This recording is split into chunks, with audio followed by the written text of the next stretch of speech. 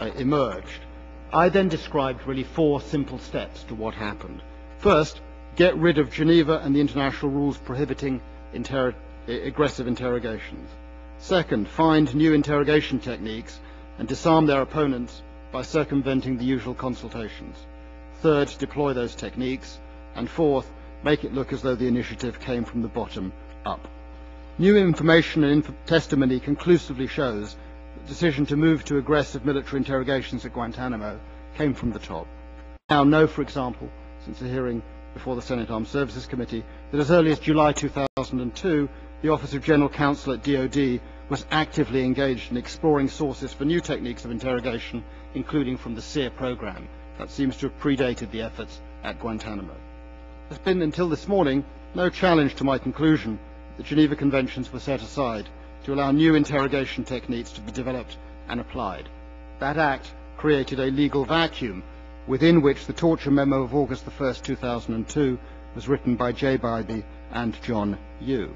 And nothing has emerged, frankly, to contradict my conclusion and that of others that it was Professor Yoo's memo, rather than Colonel Beaver's legal advice, that served as the true basis for Mr. Haynes's recommendation and Mr. Rumsfeld's authorization of cruelty on the 2nd of December 2002.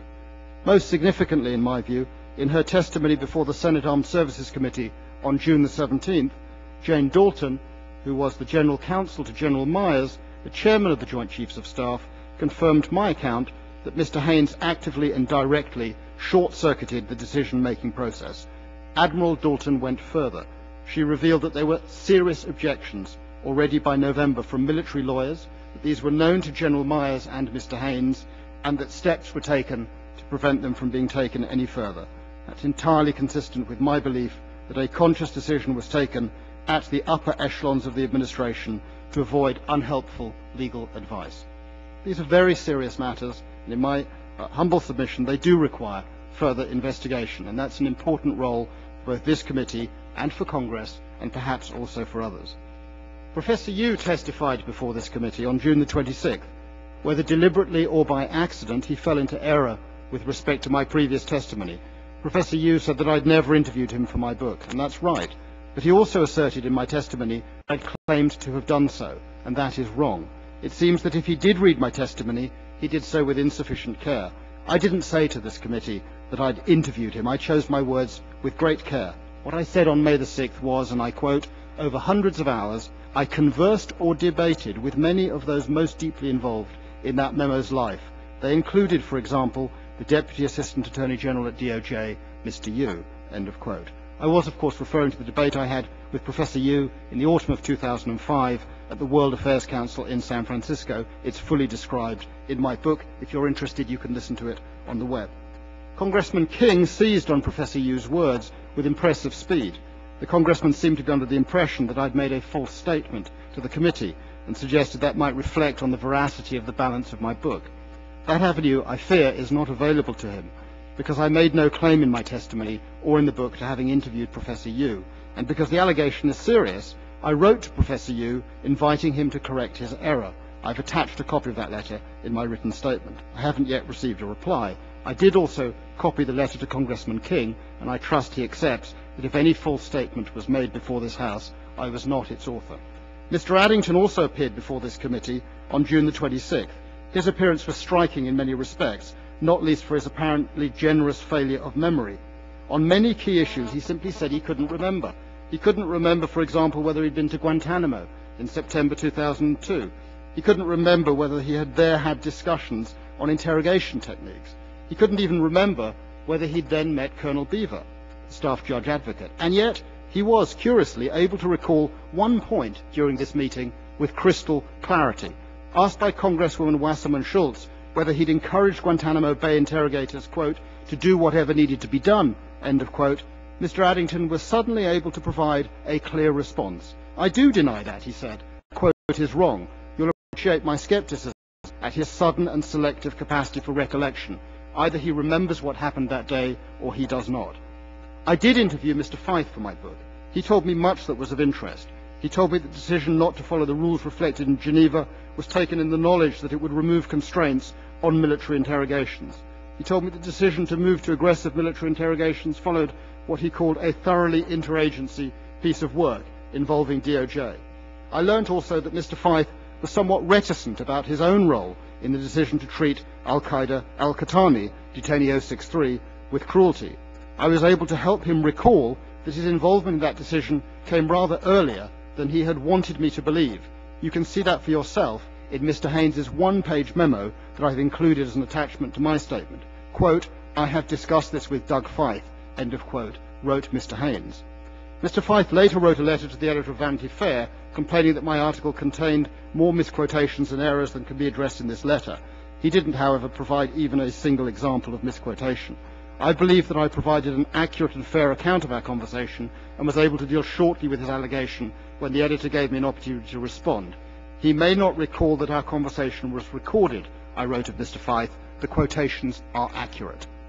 Since he has not identified any errors, I wasn't in a position to respond to his allegations. Subsequently, Mr. Feith took matters to another level.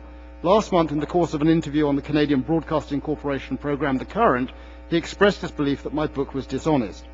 That's a serious charge. Perhaps it was made in a moment of excess. Even so, it is wrong. It has been made once again until this morning without substantiation. Now, this morning, for the first time, I've got an indication of what it is that seems to bother Mr. Feith. And I should say I'm entirely open to reviewing all the documents in a spirit of transparency if I've got things wrong, but I don't think I have. This morning, Mr. Feith said, I read from his introductory statement, that Sands writes that I argued that the Gitmo detainees were entitled to no rights at all under Geneva. But that's not true, he writes. I argued simply they were not entitled to POW privileges.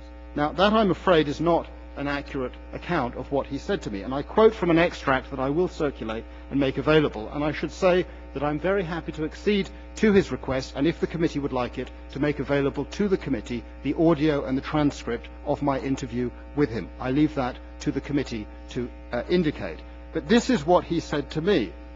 Quote, "The point is that the al-Qaeda people were not entitled to have the convention applied at all. Period. Obvious." End of quote. Al-Qaeda people were not entitled to have the convention applied at all. Period. End of quote. That word admits of no ambiguity. I understood those words to include what it says. All of Geneva, including Common Article 3.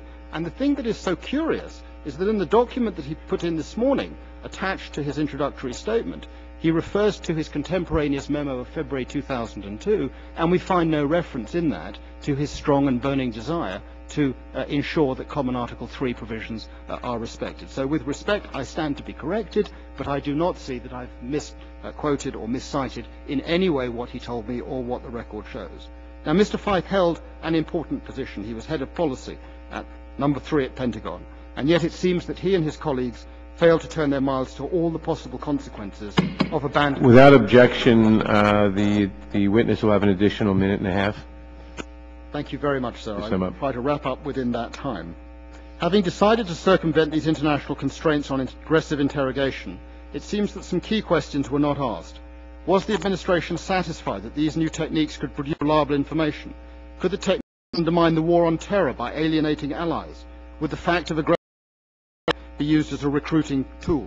It seems that Mr. Feith was involved in many aspects of these decisions, from the denial of Geneva rights to all the detainees at Guantanamo, to the appointment of Major General Dunleavy, the combatant commander at Guantanamo, to the adoption of aggressive interrogation techniques. You would not know that from his recent book, in which just 6 pages out of 900 are devoted to the Geneva decision, and the issue of aggressive interrogations is reduced to a mere single paragraph.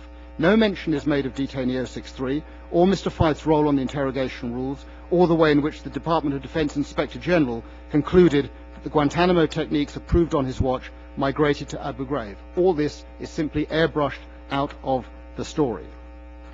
Mr. Chairman, members of the subcommittee, at the heart of these hearings lie issues of fact. If Congress cannot sort this out, and if the desire for foreign investigations is to be avoided, the need to investigate the facts fully in this House and in the other House is an important one, and foreign investigations may become impossible to resist if that does not happen. I thank you, sir, for allowing me to